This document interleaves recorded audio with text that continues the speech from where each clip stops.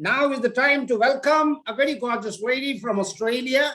She has been excited about this role. So let me welcome Priyadarshini Jacob from Melbourne, Australia.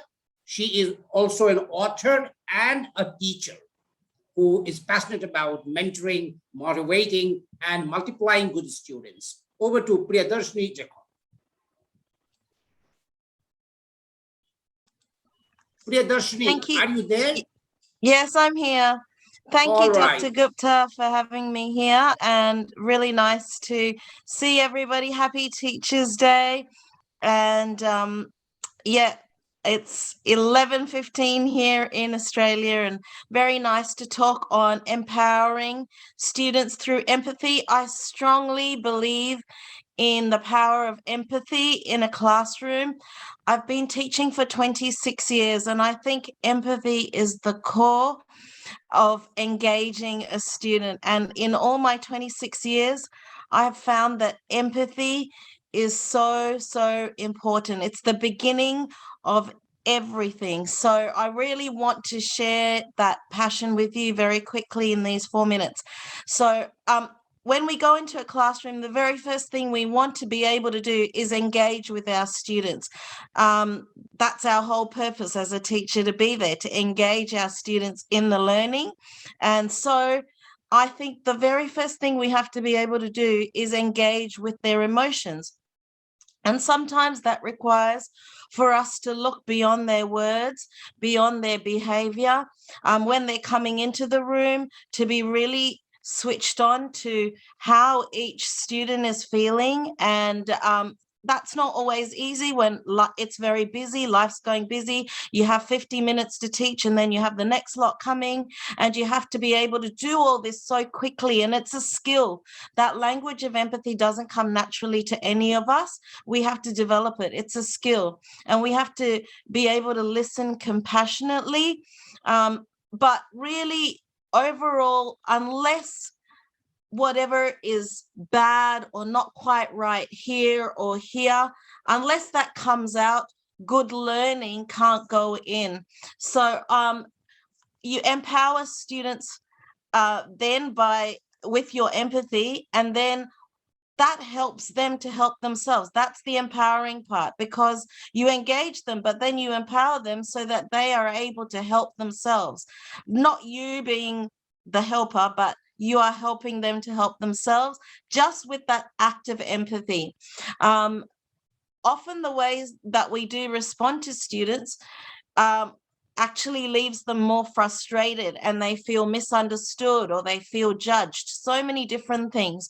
So some of the things that we do, and this is from a book that I got 26 years ago when I started my teaching career. I picked it up when I was traveling at an airport, and that book has helped me. So if any of you ever get an opportunity to read it, it's called How to Talk So Children Listen, and How to Listen So Children Talk. It's such a great book.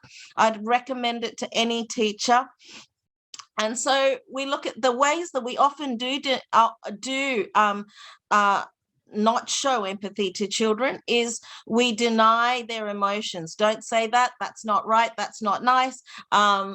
Through philosophy. So, that's life. That's the way it goes.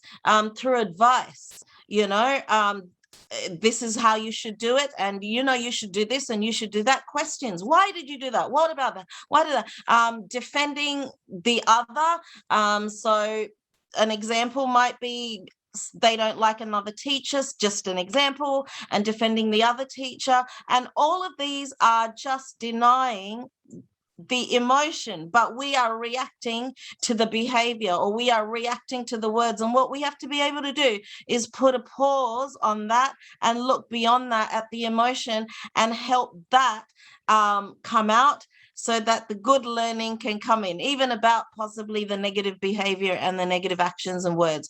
And also then often people confuse sympathy with empathy. So sympathy is like the pity party. Oh me, oh my, poor you, oh pavam, oh sorry. All of that doesn't really help, because you're making the child feel sorry for themselves and they already feel bad. So it doesn't really help to to feel worse. And then finally, psychoanalysis, where you're analyzing and wondering, oh, is this related to when you were a child, or this what happened to you, and da-di-da-di-da. So all of those things are the negative ways, but empathy says, I can see you're upset about that. It's very difficult to do that. It can be really hard mastering that. And you are really identifying the emotion. And so I'd like to finish. I hope I've fit it into time, Mr. Gupta. And so here I go. This is the quote that shapes all of my teaching that I've done. It shapes my classroom culture, and it's a positive environment. And it's because of this quote by Dr. Haim Ganad, who was a psychologist and an educator. And these are the words: I've come to a frightening conclusion that I am the decisive element in the classroom. It's my personal approach that creates the climate. It's my daily mood that makes the weather.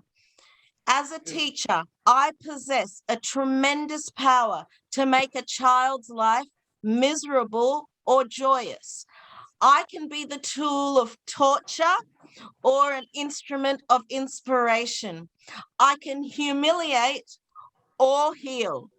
In all situations, it is my response that decides whether a crisis will be escalated or de-escalated, and a child humanized or dehumanized. Thank you very much. All right, wonderful, wonderful, beautifully concluded. It is you who is responsible. You are the co-creator of your destiny. You do not